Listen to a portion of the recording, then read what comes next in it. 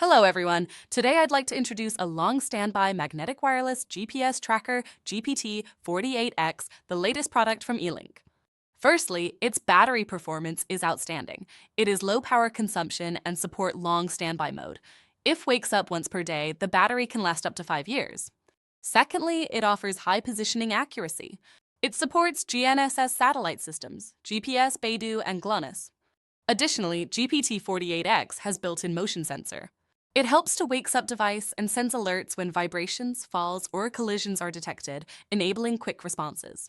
In emergencies, it can wake up by SMS command anytime and enter real-time tracking. Data is uploaded in real time via the LTE Cat M1 network, ensuring timely and reliable information.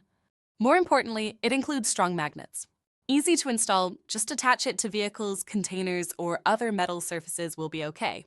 So, what practical issues can this device help us solve? First, vehicle tracking. Businesses or individuals can track vehicle locations in real time, effectively managing fleets and preventing theft. Second, asset management. Valuable assets are monitored continuously, effectively preventing loss or theft. Third, logistics and transportation. Real-time container tracking ensures cargo safety and enhances logistics efficiency. Fourth, trailer management.